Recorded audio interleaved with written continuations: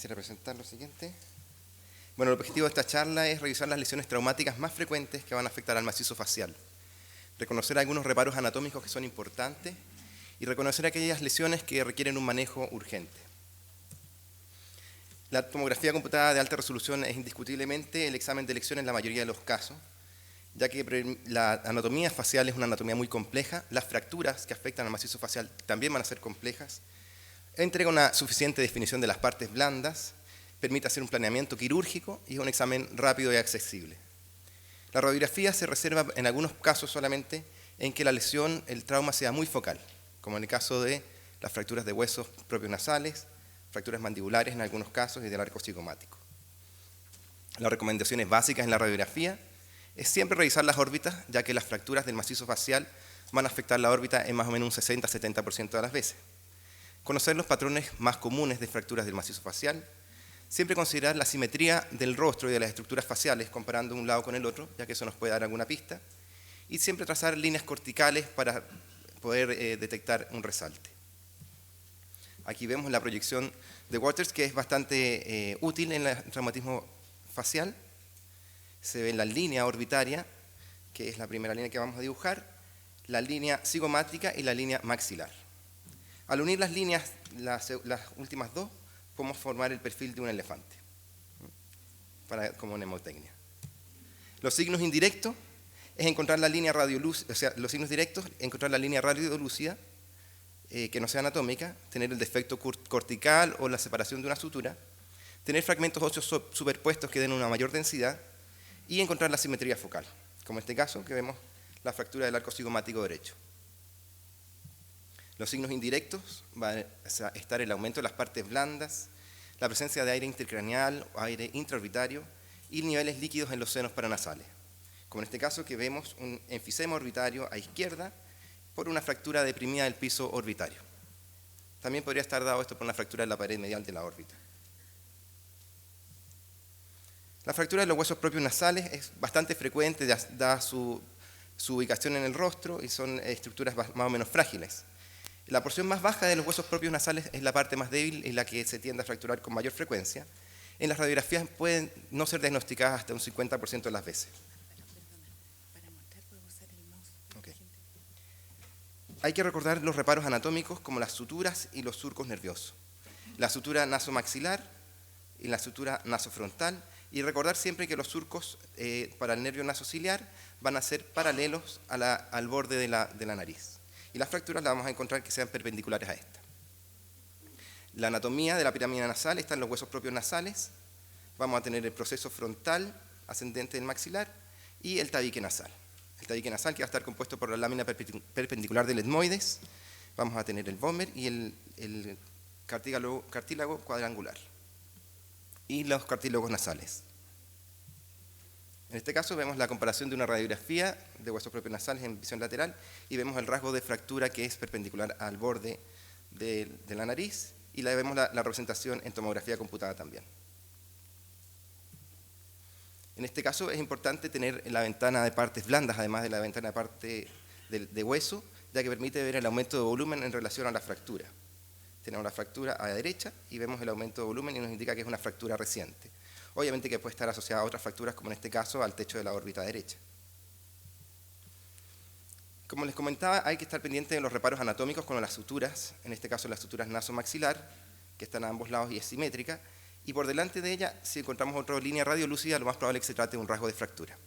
En este caso, del hueso propio nasal derecho, y lo vemos representado en esta reconstrucción volumétrica. Otra estructura anatómica importante es la espina nasal anterior. En la imagen sagital vamos a ver claramente cómo está fracturada en su base, al igual que en las imágenes axiales y coronales.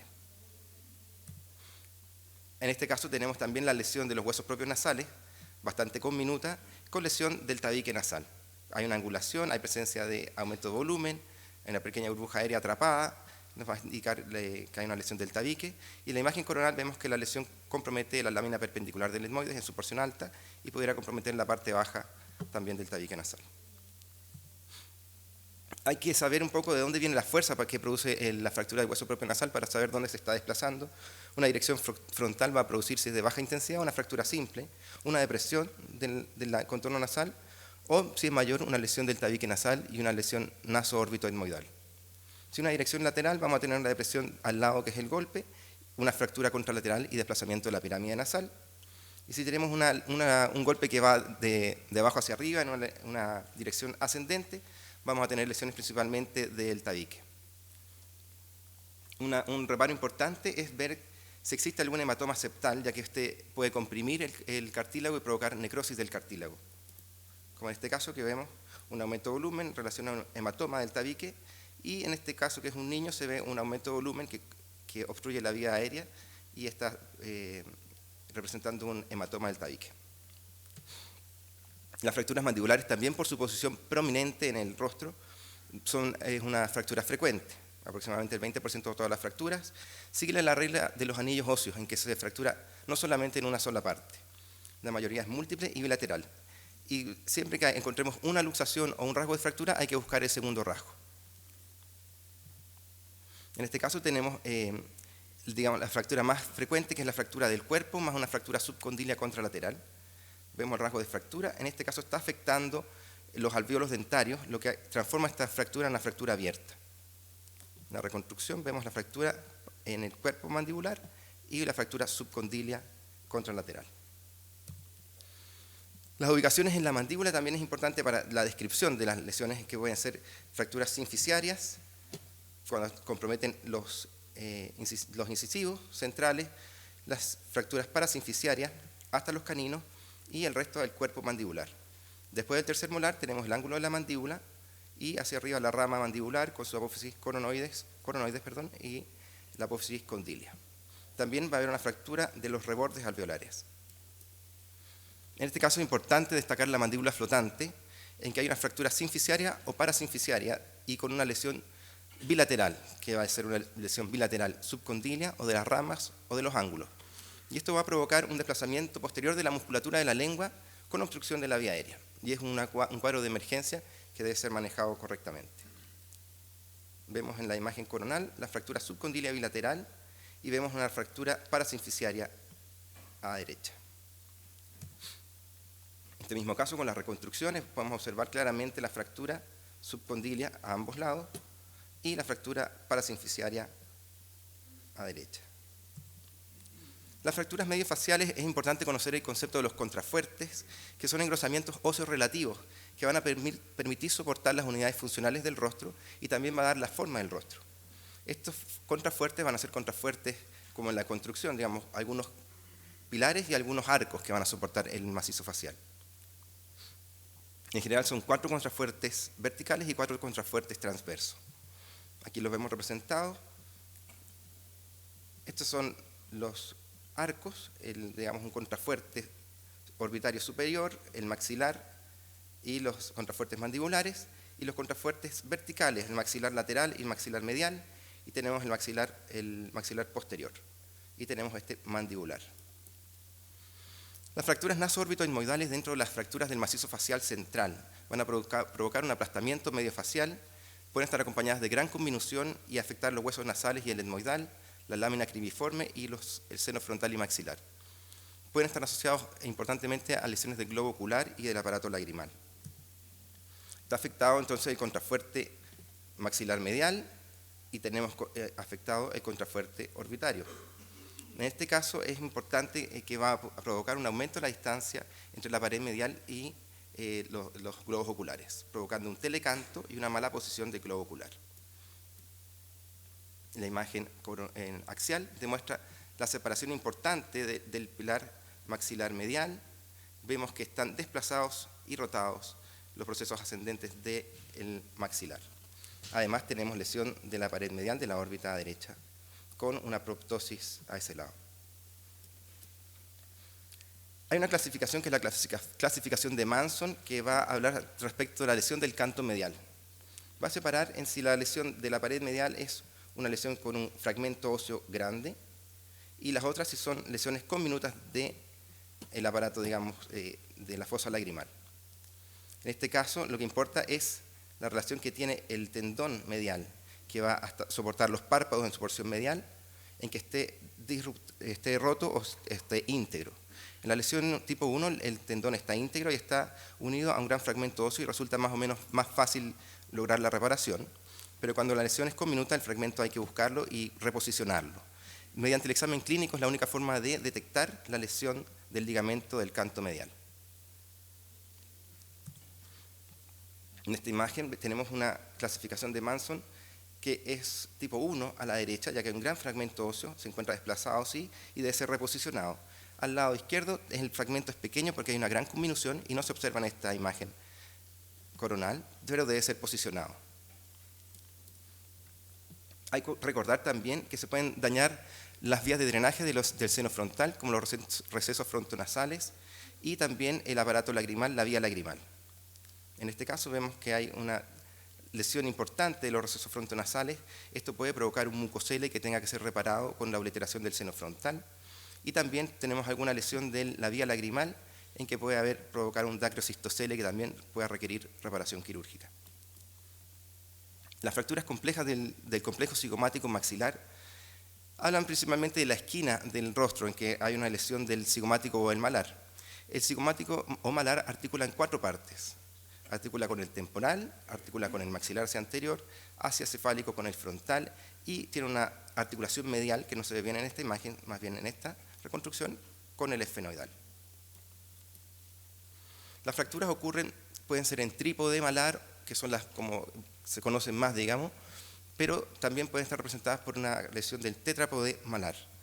Las del trípode malar afectan 3 suturas, principalmente la temporal, la maxilar y la frontal, pero sin afectación de la sutura esfenomalar. Cuando está alterada la sutura esfenomalar, el malar puede rotar y eso va a dar la fractura desplazada. Es importante tener entonces el alineamiento del malar y el alineamiento de la pared lateral de la órbita. Esta pérdida del alineamiento por una lesión de la unión esfenomalar va a provocar esta angulación, el aumento del volumen orbitario y el enoftalmo consiguiente. Y también es importante que la mayoría de las fracturas del complejo cigomático malar van a provocar lesión de la pared inferior de la órbita, del piso orbitario, con lesión del nervio infraorbitario, que es el lugar más débil del piso orbitario. Es importante también decir cuál es el desplazamiento que tiene el malar, si está deprimido y si está rotado. Las fracturas orbitarias por estallido o las fracturas tipo blowout están dadas por un golpe con un objeto romo, un trauma directo en el globo ocular de un elemento contuso que no puede entrar a la órbita, pero sí provoca una presión importante dentro de ella, y lo que va a provocar es la herniación del contenido intraorbitario hacia el piso orbitario, hacia la pared medial o hacia el techo orbitario con menos frecuencia. En este caso vemos las imágenes, que es importante hablar de la forma y la posición de los músculos rectos externos. En este caso el recto inferior cuando hablamos de las fracturas del piso orbitario. Cuando el músculo tiene una morfología normal, lineal o así en banda, se supone que no hay una lesión del cono orbitario. Cuando el músculo ya es redondeado y está desplazado hacia caudal, hablamos de una irrupción de las fascias y un desplazamiento y una lesión de mayor gravedad. En esta fractura orbitaria vemos una importante fractura del piso orbitario con desplazamiento del músculo recto inferior y herniación de la grasa. Esto va a provocar también un desplazamiento del globo ocular hacia posterior, sumado también a una fractura de la pared medial de la órbita. Esta fractura la vemos en la reconstrucción sagital como una fractura en hamaca, una disposición en hamaca del músculo recto inferior, que ocurre frecuentemente en adultos. En los niños está esta fractura que es bastante característica y típica en ellos, y también puede ocurrir en los pacientes jóvenes, que se llama una fractura en trampilla, en que la fractura permite el paso del músculo recto inferior, pero luego vuelve a su posición y él queda atrapado al músculo. Si solamente nos fijamos en la estructura ósea, vamos a pasar la lesión y no vamos a poder hacer la reparación oportuna del músculo que está encarcerado. Las fracturas de la pared medial de la órbita suelen causar enfisema orbitario, como en esta imagen, que vemos enfisema periorbitario y orbitario. Y la mayor parte de las veces no requieren reparación quirúrgica, pueden haber fracturas tipo blowout, como lo describimos recién, o las fracturas de tipo blow-in, que sería más una implosión y una disminución del volumen de la órbita. Esta es una imagen característica de una fractura tipo blowout de la pared medial de la órbita, en que vemos desplazamiento del músculo recto medial, hay desplazamiento de la pared de la lámina papirácea del etmoide. Muy importante la reconstrucción coronal y sobre todo en las partes blandas, en que vemos el desplazamiento de la musculatura, ya que muchas veces entregan el estudio tomográfico para el macizo facial solamente con un algoritmo óseo y no vamos a perder la evaluación de estas estructuras blandas. Y en este caso la lesión también produce un aumento del volumen intraorbitario con el desplazamiento consiguiente del globo ocular hacia posterior en oftalmo. Esta es la fractura tipo blow-in, con angulación de la pared medial de la lámina papirácea, que está comprimiendo el músculo recto medial, también provocando diplopia. Las fracturas del techo orbitario y del ápex van a ser provocadas por un golpe directo en el reborde orbitario superior. La lesión va a afectar principalmente la hendidura orbitaria superior y el canal óptico con la lesión del nervio óptico. Se pueden asociar principalmente a las lesiones del frontal y a lesiones del parénquima frontal. Y lo importante es que si está afectada la pared posterior del seno, va a haber un riesgo de tener un empiema y el tratamiento va a ser distinto, por lo menos un tratamiento antibiótico, o pudiera requerir un tratamiento quirúrgico. Cuando el defecto es muy extenso, puede ocurrir herniación del parénquima cerebral a través de la fractura con un encefalocele. Esta imagen demuestra un aumento de volumen periorbitario en un niño que tuvo un trauma facial, y lo que pedían una tomografía computada de cerebro, pero lo que destacaba era el aumento de volumen periorbitario y el hematoma. Podemos ver un hematoma epidural en esta reconstrucción sagital y un muy fino rasgo de fractura en el techo orbitario. Este rasgo de fractura puede ser pasado por alto, pero si se asocia a un hematoma subperióstico ya nos está dando la clave que hay una fractura real. Y en la reconstrucción vemos que es solamente una línea muy tenue y no desplazada, y este paciente no requiere un tratamiento mayor que un seguimiento para ver cómo se comporta. Y en este caso vemos una angulación importante de la pared medial de la órbita y del ápex orbitario. Este paciente pierde la visión y tiene daño que solamente puede ser reparado en forma quirúrgica y en forma rápida tiene que hacerse. Una fractura importante del techo orbitario con desplazamiento y que esto requiere una reparación quirúrgica intracraneana. Las lesiones intraoculares también son importantes, ya que es un aparato muy noble dentro del rostro. Va a ser importante estas imágenes como características, tenerlas en cuenta. La disrupción del globo ocular, que va a provocar este signo, que es el signo de una rueda desinflada. Vemos que se pierde la circunferencia normal del globo ocular. Va a haber hemorragia vítrea también, en que hay áreas de mayor densidad dentro del globo ocular, y también vamos a tener una menor amplitud de la cámara anterior del ojo, que va a estar dando esta ruptura ocular. Lo otro importante es la ubicación del cristalino, en que puede haber una dislocación o una luxación del cristalino en que está caído dentro del globo ocular. También la presencia de cuerpos extraños intraoculares son importantes, ya que deben ser removidos para prevenir endoftalmitis, cataratas o siderosis cuando es un elemento metálico. Los cuerpos extraños de madera, son bastante importantes porque producen rápidamente endoftalmitis y pueden llegar al absceso intraorbitario y con la consiguiente enucleación. La densidad que esta imagen de cuerpo extraño metálica, cuando es un elemento vegetal, solamente puede ser visto como una pequeña burbuja aérea. Entonces es importante ventanear bien la imagen para poder reconocerla. Su densidad se describe que está entre menos 900 unidades de Hounsfield a 100 unidades de Hounsfield, dependiendo del grado de humedad que tenga la pieza de madera. Las fracturas de Lefort dentro de las fracturas del macizo facial también son muy importantes. Van a atravesar la parte posterior de la apófisis pterigoides, van a separar el maxilar del resto de la base del cráneo y van a afectar el contrafuerte vertical posterior. La clasificación las divide en tres tipos: la fractura Lefort 1, que es una fractura transmaxilar que va a afectar todas las paredes de los senos maxilares, también la pared medial de ellos, con la afectación de la fosa nasal. Va a provocar un paladar volante, va a estar flotando este paladar. La otra fractura es la fractura tipo 2, que es de rasgo piramidal, ascendente, que va a afectar las pterigoides obviamente y va a afectar el piso orbitario y la pared medial de las órbitas con la afectación de la unión frontonasal. Aquí vemos la imagen en la proyección sagital. Y en las Lefort 3, que es la de mayor gravedad y que requiere mayor fuerza de impacto, va a ocurrir una disyunción craneofacial completa, en que el rasgo de fractura va a pasar de lado a lado, digamos, afectando las paredes laterales de la órbita, los arcos cigomáticos, la pared medial y también la unión frontonasal, sin afectar las paredes de los senos maxilares. Tenemos la imagen en sagital también. Aquí tenemos un ejemplo de un Lefort tipo 1. Vemos la fractura de las apófisis pterigoides, tanto de la lámina externa como la medial. Vemos también la fractura de las paredes de los senos maxilares, de las fosas nasales también en sus paredes laterales. Muy importante esta proyección en imágenes coronales para poder mirar en todo su conjunto dónde está la lesión, cómo sigue la lesión en el plano transverso. Y las reconstrucciones volumétricas, que son muy impactantes y también son muy demostrativas en estos casos, se observa la lesión Lefort tipo 1. La Lefort tipo 2, lo que vemos es la lesión de la pared medial de las órbitas y la lesión de las uniones frontonasal. Es una Lefort 2 a ambos lados, pero un poco distinta a la derecha que a la izquierda, ya que a la izquierda es un poco más inferior, pero también va a provocar un daño en la órbita. Además, este paciente tiene una lesión Lefort tipo 1 a la derecha. Entonces, no es raro que se combinen las lesiones del macizo facial tipo Lefort con varios grados en un solo paciente de distinta manera a cada lado. Y esta lesión Lefort 3, lo que vamos a ver es la disyunción craneofacial completa, en que vemos la lesión de las pterigoides, vemos la lesión de los arcos cigomáticos y vemos lesiones también de las paredes laterales y paredes mediales de las órbitas, con una representación muy impactante en la reconstrucción volumétrica. Analizamos entonces las fracturas más frecuentes que afectan a la región craneofacial. Me parece importante que hay que dar estos datos, digamos, que hay que conocer más antecedentes del trauma para poder ver si nos enfrentamos a una lesión de baja energía o de alta energía, cómo fue el tipo de lesión, dónde recibió el golpe, qué pasó después, si hubo una lesión contra golpe, cómo venía la dirección de la fuerza.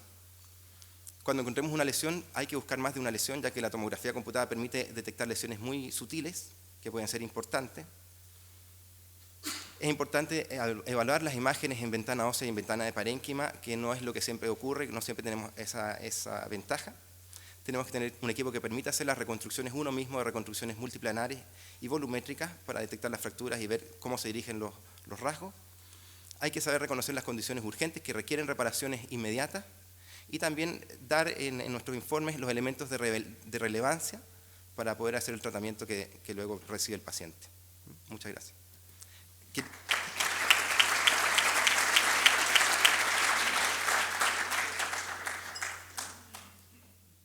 ¿Algunas preguntas?